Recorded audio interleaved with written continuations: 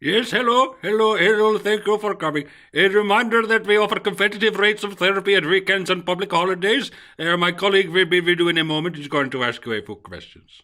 Did I say something controversial? Oh, no.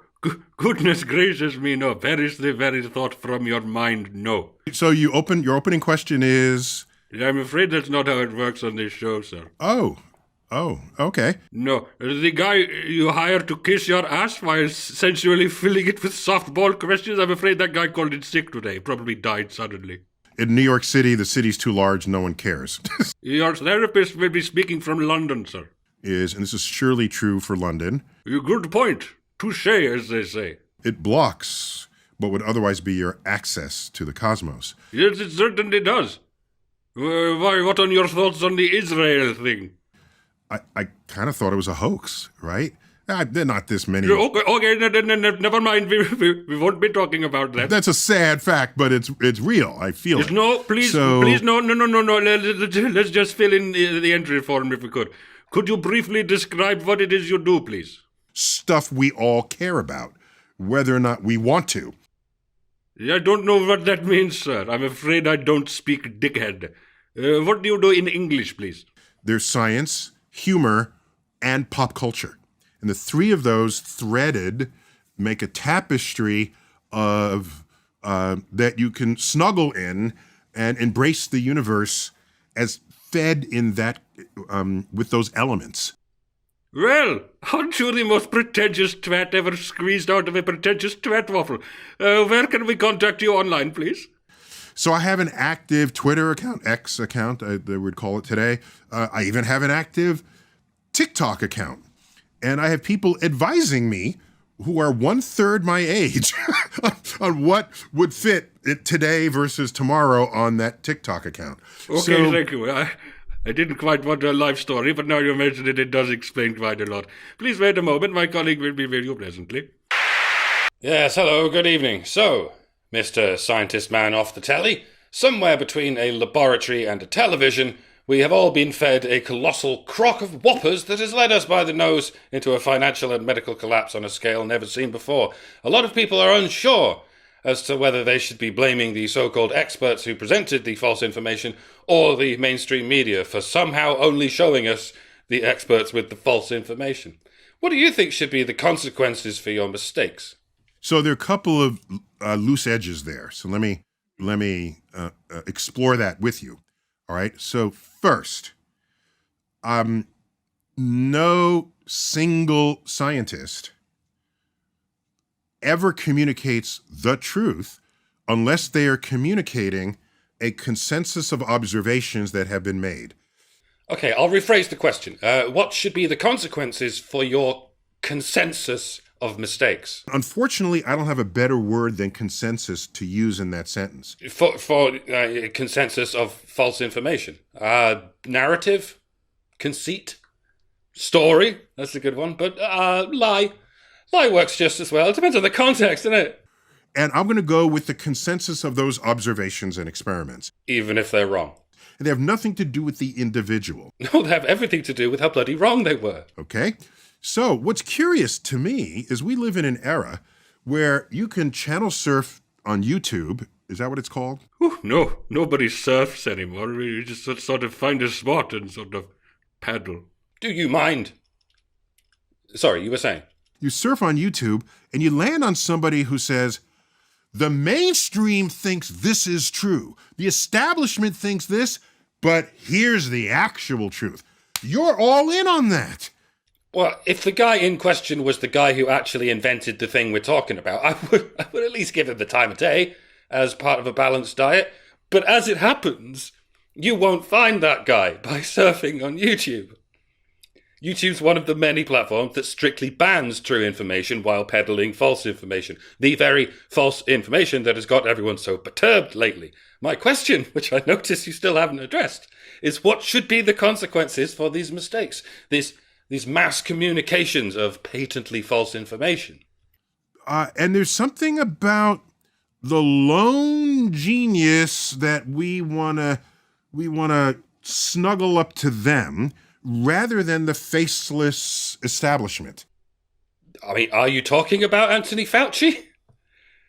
To reiterate, I am not. You can be one person, you could be 1,000 people. My question is, how are you to be held accountable as and when you make mistakes? We're blind to the statistical representation of reality. And we're human, and do I complain about that or just try to navigate that? I don't know. At first blush, it's really quite simple. You reward people when they're right, and at the very least, you don't reward people who have been wrong about everything. Can we at least... No? I do know we're not very good at thinking statistically about the world, okay? And if we were better at it, no one would play the lottery. Yeah, and they would rather face a 0.001% chance of death over a question mark % chance of death. But if you take all those zeros and put them where the question mark is, you can fool a lot of people who should have known better than to trust you. And we have people who exploit this ignorance exquisitely, and they're called science communicators. Scientist man off the telly. The people who aren't actual scientists, but people think they are because they talk about it on the telly. For a price. They're exploiting the fact that humans fundamentally do not understand probability and statistics. Agreed. And there should be some consequences for that scale of duplicity, for a betrayal of trust that cuts as deep as that. What should those consequences be? We're not, as scientists, we don't take graduate courses in communication and how people will misthink what you say, or how you'll try to say something in a way that, no, none of them are trained in this. They're trained in making predictions as accurately as possible. If they disproportionately make highly inaccurate predictions, they're not very good at their jobs as scientists.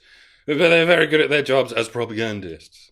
So now we have people in a once-in-a-century pandemic trying to communicate science to the public.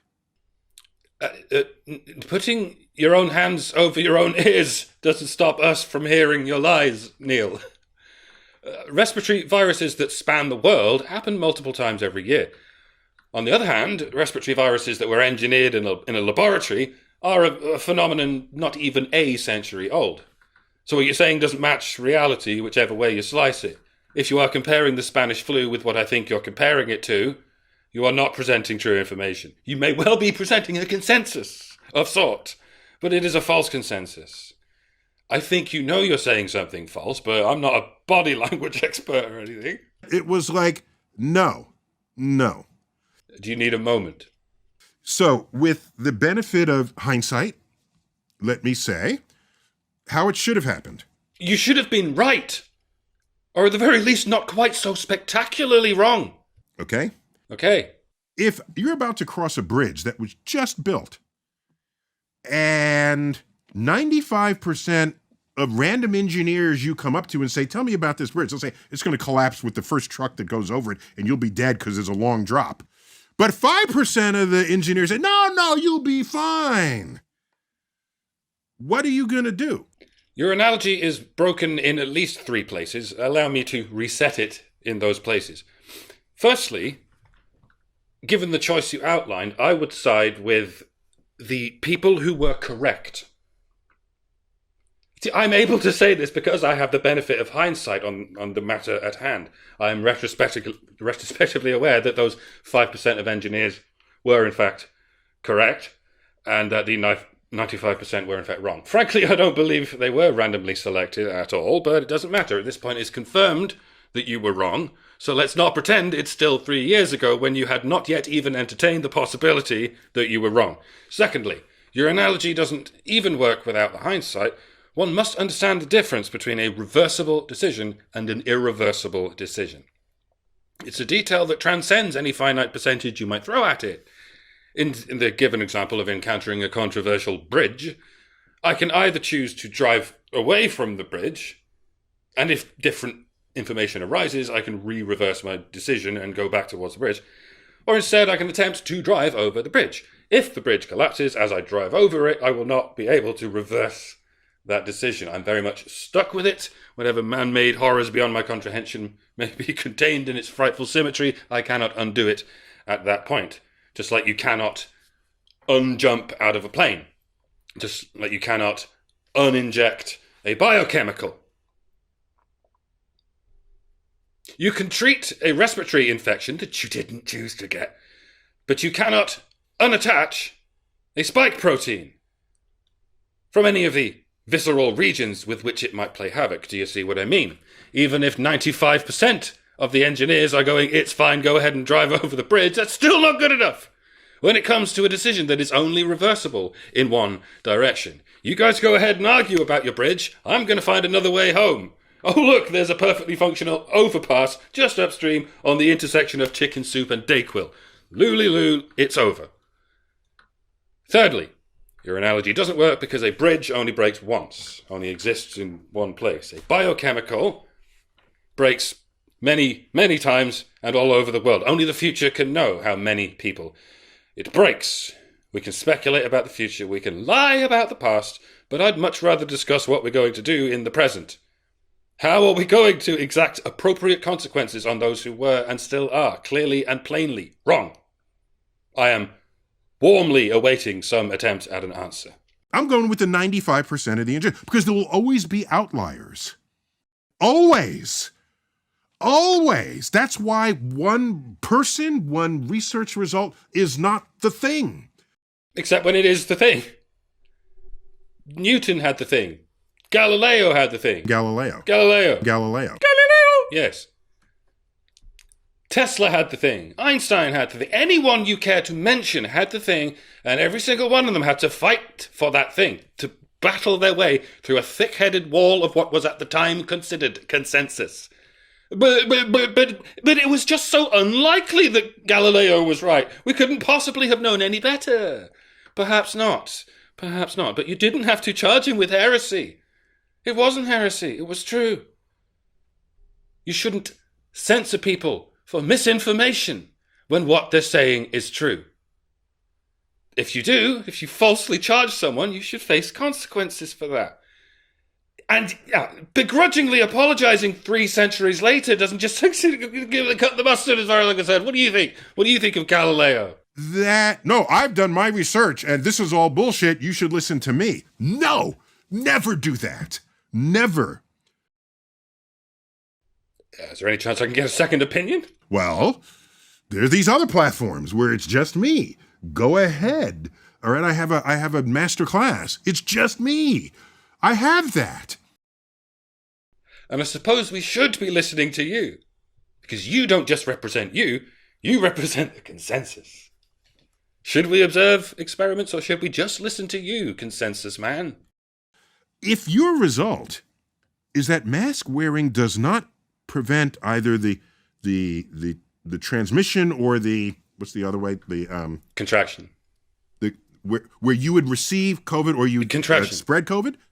Contraction! That would be the result of the century. But the way you test that is not asking people whether they wore the mask. Here's an experiment you would do. You get the N95 material, you'd set up a membrane of that between two sides of a container, of a vessel.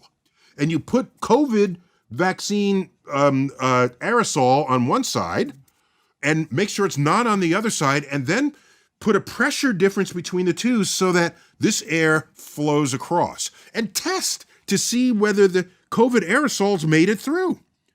If they made it through, then you'd have an authentic scientific result that said the mask does not work. It could also be said that you need an authentic scientific experiment to prove something does work before you force everyone to use it, especially if research has already been done into how detrimental it is to be using it. Can it be detrimental to health to wear a textile mask over your entire breathing apparatus for several hours a day? Why, yes, it can. Doing it for long enough can result in respiratory conditions that are a bit like constantly having a cold. You might call it a long cold if you were a total moron and didn't realize you're giving yourself the bloody condition by wearing the bloody mask.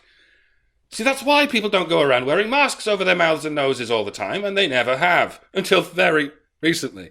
A mask is basically a form of torture. There's your ongoing experiment. If it is universally considered a torturous experience, that is some solid evidence that there might be some detriment to it. Whereas, can a mask prevent viral infections? Well, we're not sure. We haven't seen any experiments. You can't even imagine experiments that would sway us either way. Hey, guys, are smoke particles bigger than viral particles? It's flummoxed us, guys, you know? What? Should you wear masks? Yes, you definitely should be forced to wear masks. But I'm not saying that to you, of course. I'm saying it to the government man, and the government man is forcing you based on what I say. We both happen to be getting paid for this, but that's not the thing. That's not the thing. The thing is that other thing over there. Shut up. No such thing as a credible witness in science. Are you human? No, I am this science. You have some phone calls to make. I'm on my break. Sorry, Neil. Do continue. And so, yeah, I don't care what the pedigree is, and that's a problem. Yes, it's a complete problem.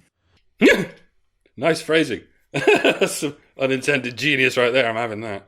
So the one person who is right against an establishment is one in, I would say, 10,000. You might say for every one person who knows the truth, there are 10,000 people whose jobs depend on the lie. Nobody writes about them because they were just plumb wrong, okay? Yes, to reiterate, you were plumb wrong. The government was wrong. The establishment media and the stooges they paid to LARP as scientists were all plumb-ass wrong. And they led billions of people down a horrifically dark path that was also completely wrong. It's time to stop pretending you did the right thing. You evidently did not. Not only were you wrong, you silenced the people who were right. And then you go, but according to the consensus, everyone agreed that 2 + 2 is 5. Yes, because you banned everyone from saying 2 + 2 is 4.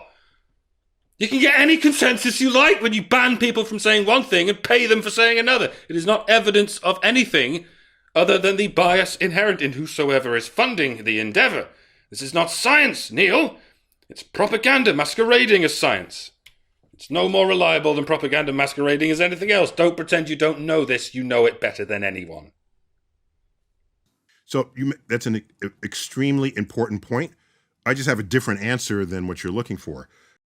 Neil, I am not one of the propaganda outlets that pays you to tell the public what to think. I am not looking for a particular answer. I just want to know what you think should be done.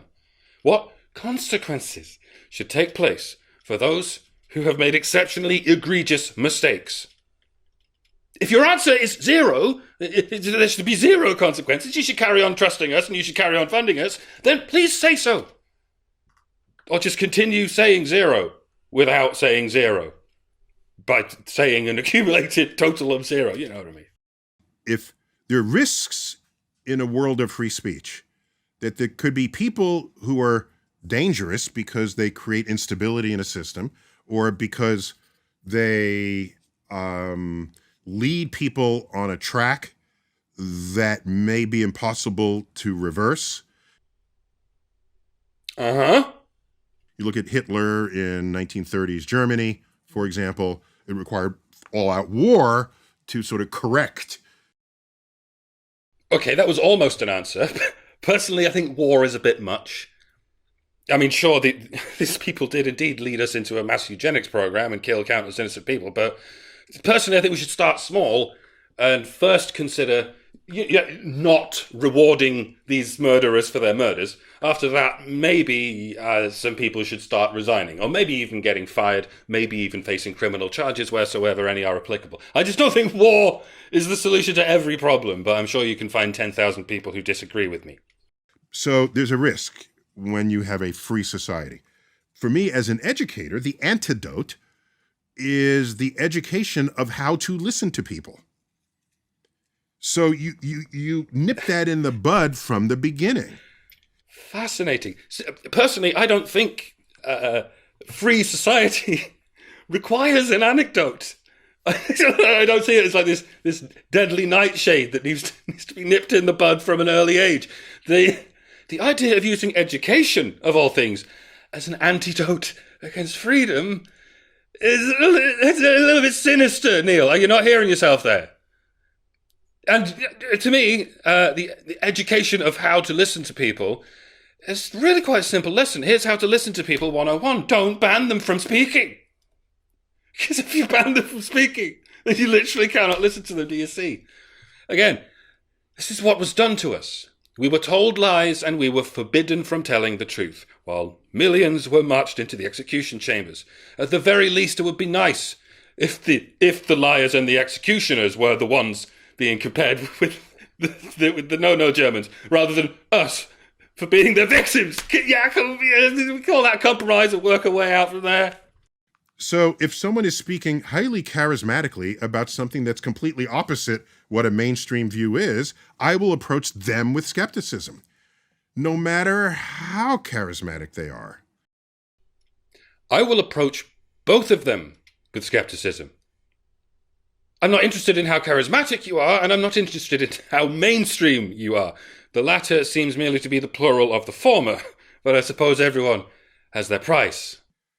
And no, we don't give courses on the 10,000 people that were wrong. No, we don't. That's a waste of everybody's time.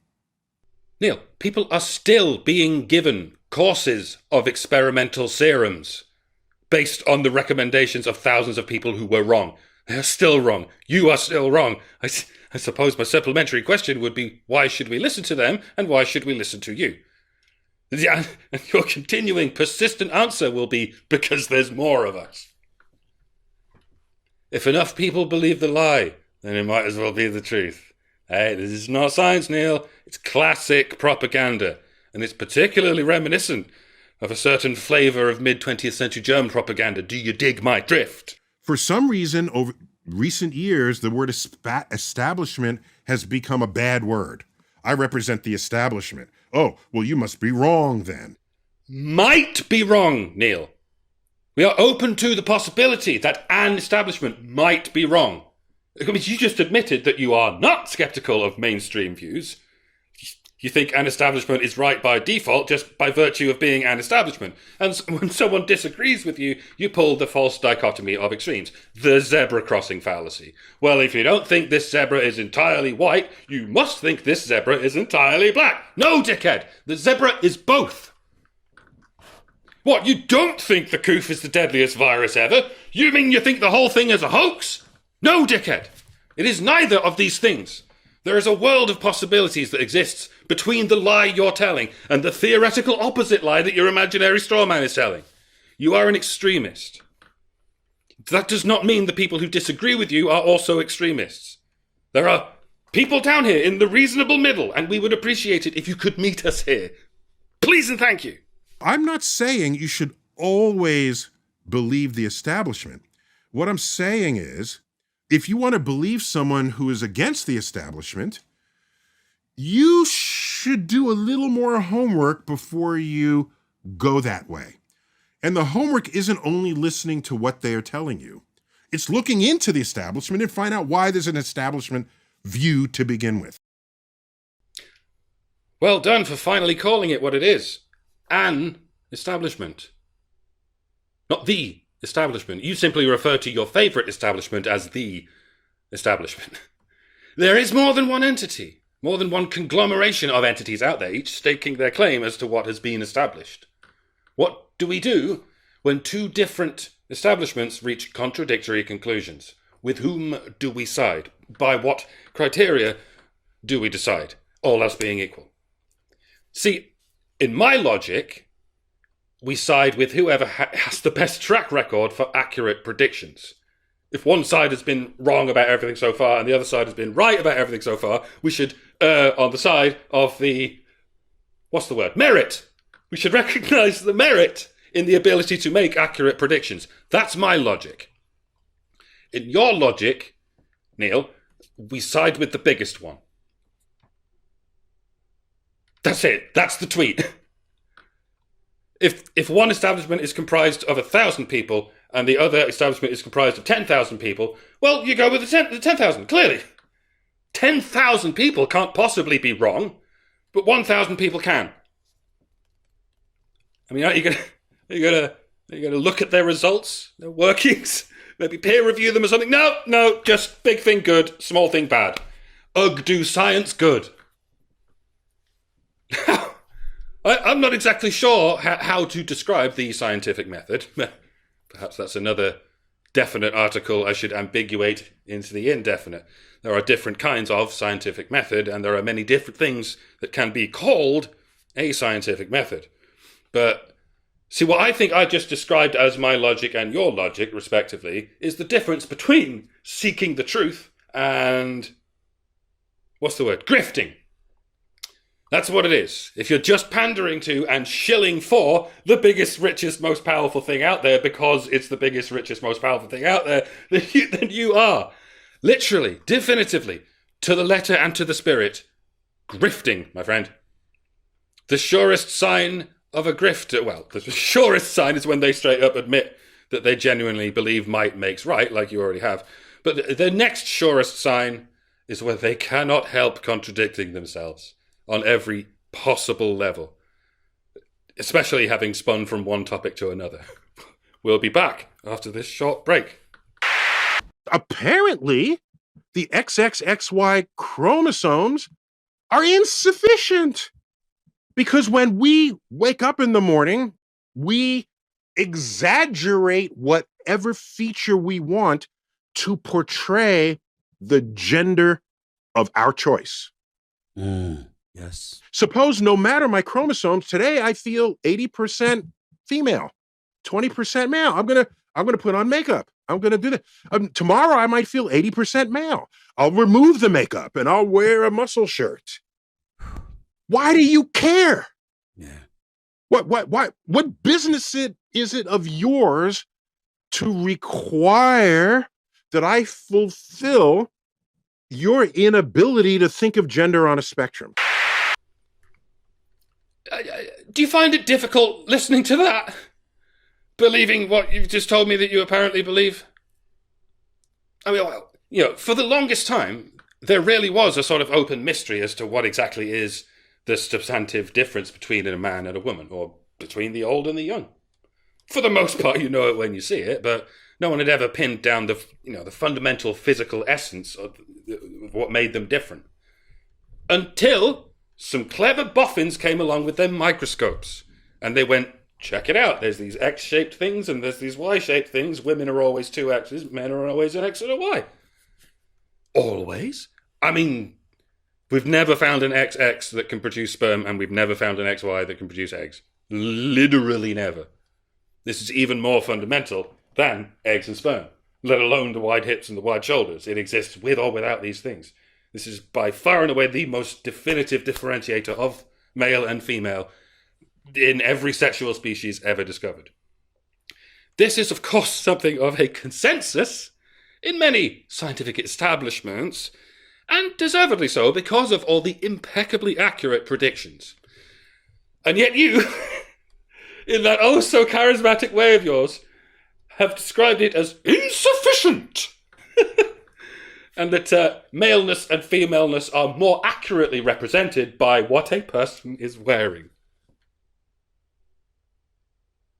Telomeres are insufficient in describing age. Time itself, that which is measured from your birth to the present day, is insufficient in determining your age. After all, one day you might decide to wear a school uniform and go, today I feel like I'm 9. Another day you might wear a diaper and say, today I feel like I'm 2. Why do you care? Well, I don't, unless and until you expect me to treat you like a 2-year-old. I'm not going to feed you and burp you and wipe your ass. And I'm not going to leave you half naked in a creche full of unaccompanied babies. It's not happening. Because you're literally not 2. Wearing a diaper doesn't make you a baby. It makes you a crazy person. If you are of blood type O, then taking a knife and carving the letter A into your forehead does not make you blood type A. Or 80% A today and 80% O tomorrow. It just makes you a person who's bleeding everywhere. That's not even what it is. A is just a symbol. And guess what? Wearing makeup doesn't make you a woman. It makes you a narcissist. Yeah, because that too is just a symbol. Let's be clear. I'm not the one getting narcissism confused with femininity. You are. Until not that long ago, upper-class women and upper-class men would both wear excessive makeup and tights and powdered wigs and have big shiny bling hanging off themselves. It's not a sign of being effeminate. It's a sign of being an attention-seeking, self-important toff. It's just that nowadays men don't dress like that, not even the aristocrats, and women do dress like that, even the working class. Narcissism has been completely normalized in women and strictly stigmatized in men, so much so that if a man indulges in it, he somehow must be a woman.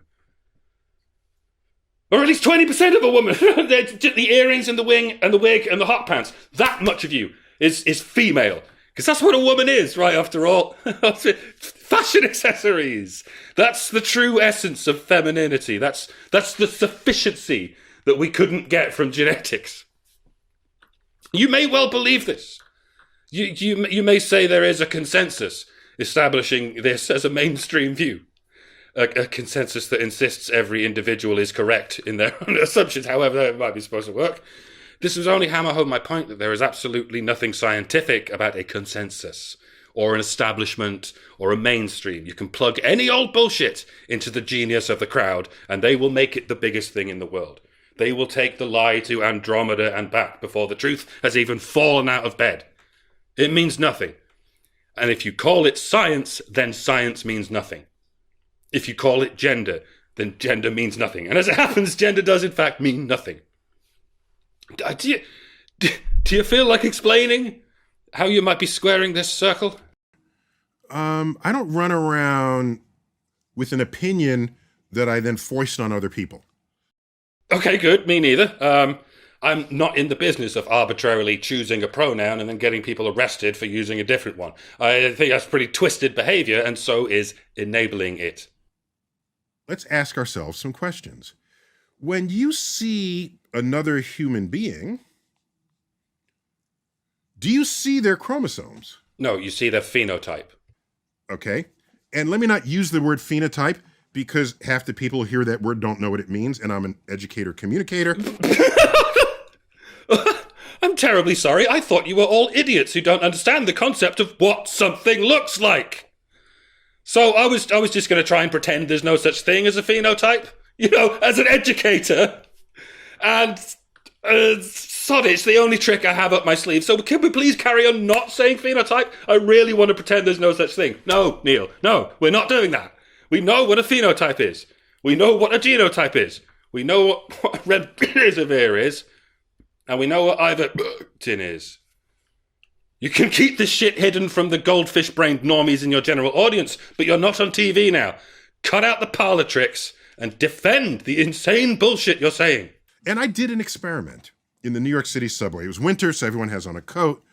And I looked at everybody from the neck up. Everybody's seated. And by the way, almost all of human height difference is in their legs, not in their torso. Almost. But not beyond rudimentary measurement. So when we're seated, we're all approximately the same height. Approximately, but not beyond rudimentary measurement. That's why everyone could just sit at a big old dinner table, and only the children need phone books to sit up. Everybody else doesn't have to adjust their chair height. Apparently this man has never sat on a plane or in the front seat of a car. Okay, so just a little fact. So everyone is about the same height, seated. Yeah, if you remove important data, then the data left over is less conclusive. You can easily tell the difference between a man and a woman, but if a man is curled up in the fetal position and you remove his arms, his legs, his head, his organs, if you remove everything except the third vertebrae on his spinal column, then it's a lot more difficult to tell it apart from the third vertebrae of a woman. I mean, you still can, it's slightly larger, but, it's almost approximately biology doesn't matter because I say so. Is anyone buying this? No, Neil, you're a trickster, you're a huckster, and you're far too accustomed to talking to stupid people. And I asked myself, can I know who the boys are and who the girls are? Yes. At a glance. Yes. And the answer is yes. Galileo! And I got it 100% correct. Okay? And what do I mean by 100% correct? You mean you assumed you got it 100% correct. You didn't actually check, did you? You just took your infallibility as read. It's a bit of a recurring theme, isn't it? And a complete problem. The girls had certain features manifest to me. Hips, shoulders, hand size, foot size, jawline, facial neoteny, beard perhaps, breasts perhaps. telltale bulge in the crotch, perhaps. Oh, and height. Yes, even though they're sat down. Even a child who can barely speak will not lose track of someone's sex just because they're sitting down. Stop pretending to be a retard. On average, girls had longer hair. If they wore jewelry, there was more jewelry. Their jewelry was more expressive. More earrings, more finger rings. Yes, Neil, women are more likely to adorn themselves with the trappings of narcissism, but that's not what makes them women. And it can't turn a man into a woman. Not even by 20%. Men are more likely to be mildly autistic, but it's not what makes them men, and it doesn't make women men. And by the way, performing routine sterilizations and genital mutilations specifically or mostly on autistic girls and narcissistic boys is something else that really stinks of eugenics, in my humble opinion. I thought I'd throw that in there in case I forget to bring it up while you're talking about bracelets and mascara. Their facial hair was more likely to be tweezed.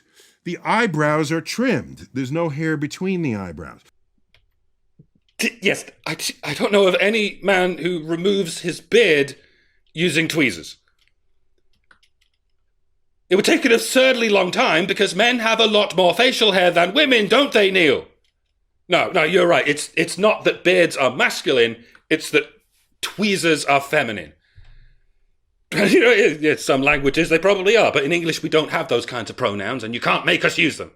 Any mustache hair was removed. They're more likely to wear makeup, especially around the eyes. Mascara, eyeliner, eyeshadow. They were more likely to wear rouge, and yes, we get it. Women are more likely to paint themselves, but that doesn't mean a man who paints himself is a woman. You know this. Everyone who isn't a retard knows this. You are being retarded on purpose. Okay, here's my point. 100% of what I was queuing on was secondary and tertiary accoutrements to what you look like when you wake up in the morning. If you cannot tell the difference between a naked man and a naked woman, you are a retard or you are pretending to be a retard. Even if they're both sat down, even if they're both shaved as bald as an egg and wearing the same sackcloth bikini, you can still tell the difference. At least 9 times out of 10, you are telling a lie, sir. The very same kind of lie that is getting children sterilized and brutally genitally mutilated. My patience is running thin, and I'm going to have to say fuck you now. Fuck you now. This understanding of gender has been built into the beauty industrial complex. Okay, I think I see the problem here. Your understanding of gender, this understanding of yours, is that gender is just another word for fashion. What you described there, clothes, hair, etc., is exactly synonymous with what we call fashion. But you are referring to fashion as gender, and you are also referring to sex as gender. You're pretending fashion and biological sex are the same thing. You've taken these two completely different properties and sewn them together using this nebulous term gender as the unfortunate middle patient in the human centipede. And it is an abomination, Neil. It is an affront to science and it is an aberration to nature. You need to let it go, okay? You need to stop this mad experiment and let the poor beast die. Wearing leopard skin does not make you a leopard. Wearing polyester that looks like leopard skin makes you even less of a leopard. Stop it. This is madness. Get some help. So, my only point was that if who you decide is male and female in the street is a construct of style and trends and what the beauty industrial complex wants you to see. It isn't. It's based on phenotypes, mate. If that's how we establish gender, then maybe some people want to be fluid within that gender. You don't need to establish gender. The word itself is just a Frankenstein body part that has been used to butcher children since it was first coined. It doesn't identify anything other than how you identify. identify. So they'll wear a skirt, but maybe have a beard, or they'll mix and match that. Hey, ladies, did you know you can wear trousers and still be a woman? You did know that. You've all known it for ages. Good, excellent. Such progress. What a happy family we are. Okay, hey, men, did you know you can wear a skirt and still be a man?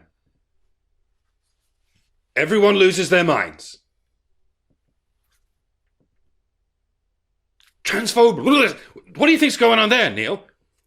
How come it's that easy to turn a man into a woman? How come a man's identity can be removed with one singular swipe of a small piece of cloth over his abdomen? What's going on there? What if I told you that it's not because women are being erased by men?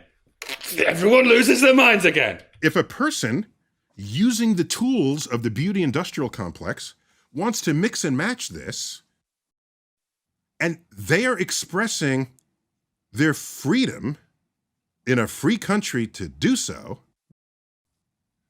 why is your job to tell them not to? It isn't. Why is it your job to butcher children? Why, it isn't? Well, we do seem to have got our wires crossed regarding what the hell our jobs are, don't we? But here's the thing. Telling men not to wear skirts is not a job. It's nobody's job title. It's not even in anyone's job description. No one even gives a shit. But there are people out here, Neil, whose actual job is to chemically castrate children, put them on irreversible puberty blockers, and proceed to butterfly their genitals into an unrecognizable taint chamber that has no function but to accumulate septic fallout. These people are real, Neil. They have clinics where they specialize in this practice. They have business cards proudly advertising it. And they justify it in the same way you do, by using the word gender to conflate fashion with biological sex. And I think that might be a good place to start if you're going to ask why. Why is it anyone's job to mutilate prepubescent children? And why is it your job to carry their insane propaganda to the masses? I could have sworn you were an astrophysicist. But you know such people are out there. Yes, I know you are out there. Infant butchery is just applied deGrasse Tysonism, which is the same as John Moneyism. None of us care what you wear. We just don't want quacks taking cosmetic scalpels to children. Oh, and something, public bathrooms and changing facilities. I don't know. Perfectly noble cause there. So, about personal changing spaces, okay? That's a solvable problem, of course. And we basically have accomplished that here in Manhattan, where I live. Practically all bathrooms are either multi-gender or solo bathrooms, so only one person at a time. You walk into a space and there's stalls that are closed off, but then you exit the stall and you come to a communal sink. Yeah, that's kind of like what I said like 7 years ago. I was like, why not just let everyone use the same bathroom? But the idea's not taken off, like at scale. Generally speaking, when men and women are undressing in the same room, the women get scared that the men are going to assault them, and the men are in genuine danger of receiving false accusations to that end. The solution is not going to work as long as women hate men quite so much, and men grossly underestimate quite how much women hate them. It's a powder keg of a human resources nightmare waiting to blow up. And very few proprietors are willing to touch it with a 6-foot plunger. That's the problem we need to solve before we can work on liberating the power of the unisex bathroom. The problem is that women, by and large, really don't like male strangers, and they really, really don't like the penises of strangers. You can pretend it's a female penis on paper, but in practice, women will still fear it. You can pretend men are actually women just because they're wearing skirts, but when the rubber meets the road, women will still hate them. It's not enough to pretend to erase men. Feminists want them literally erased. From everywhere, but especially from their safe spaces. Which, by the way, is also supposed to include women's sports. With sports, very interesting. Well, not really. You divide it by weight, you divide it by ranking, and you divide it by biological sex. It's so simple as to be mundane. It would be unfair for me at 190 pounds, which is what I was back then, to wrestle someone 120 pounds. And it would be unfair of you to wrestle a 190-pound woman because of the muscle mass and you are. I respect how active your brain is, but I've thought about all this, and just allow me to speak it at the rate that I do. Okay, brilliant, because I haven't thought about anything at all. If I promise to shut the hell up, you promise to stop saying things that are fucking retarded. So I agree with you, it's an unsolved problem, yes, but it's not unsolvable, given what we know about human physiology. So why not rise to that occasion and solve it, rather than take your older view of the world and force modern emergent conduct of people to fit that? Okay, it's not an unsolved problem. I never said it was. On the contrary, it has been solved. We divide by weight, we divide by ranking, we divide by biological sex. It was never a problem until a couple of years ago when you lunatics decided a man is a woman just because he shaves his legs, grows his hair, and calls himself Shirley. So why don't you just accept reality for what it can be, scientifically determined to be, by consensus if you absolutely must, rather than taking your modern emergent view of the world and forcing it on a system that was working just fine. Don't try and Darvo me, you dirty little snake. One other thing, the subject of women-only shortlists. Quotas for female applicants. After feminists have fought so ruthlessly for these special privileges for women, you can see why they're so pissed off that a man can claim those privileges for himself just by saying he's a woman. Yeah, I'm saying I would ask why you have the short list in the first place. It's because there's something... It's because women want special treatment. There's something deeper that's wrong with society. Feminism. That women are underrepresented in governance. They're not. So to say now... Neil, they're not. Fewer women apply for positions in governments in the first place. If anything, they're actually overrepresented along that ratio, and it's because of these female-only shortlists and quotas. To protect that now and not try to get to the root of that problem, I think is the cart in front of the horse. That's exactly what you're doing. This one actually is a solvable problem. We just need to stop giving women special treatment, and wham bam Bob's your uncle, men will not be able to claim those special treatments because they won't even exist. The special treatments, I mean, not the men.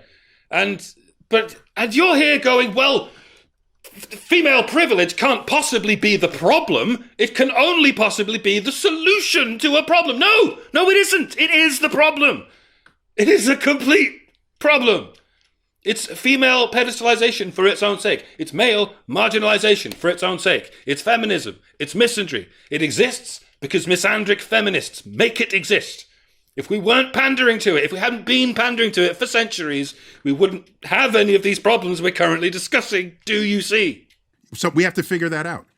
But the way to figure out things that require solutions to progressive change is not to regress it to how things once were. If that were the case, I would still be drinking from a segregated water fountain.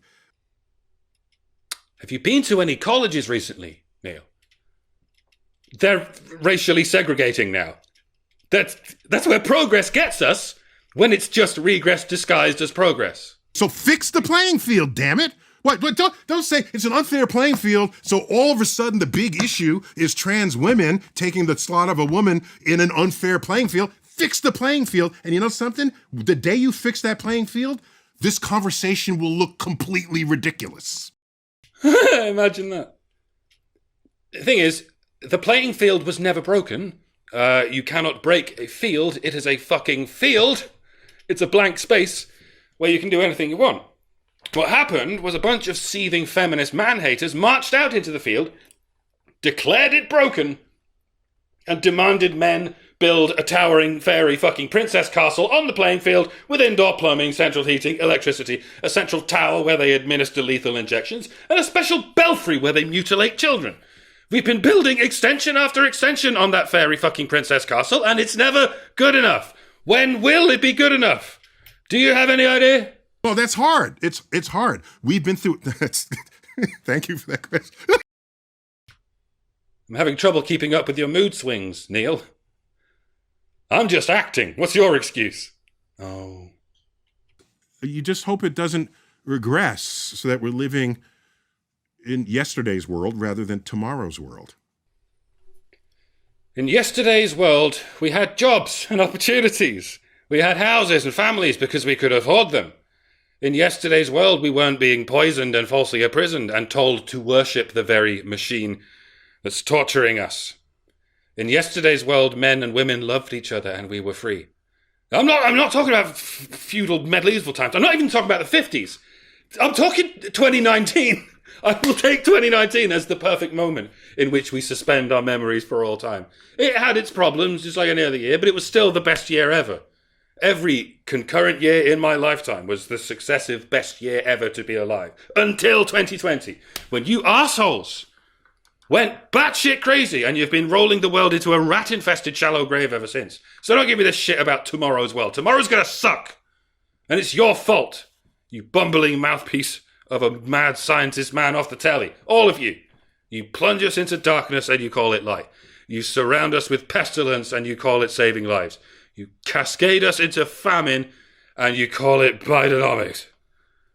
You wreak confusion and division and destruction on the world and you call it progress. You call things not what they are, but what you want to call them. You have failed our world. You have failed our Mother Earth. I mean, birthing person Earth. Two-spirit moves through all things. Like out. Thank you, come again.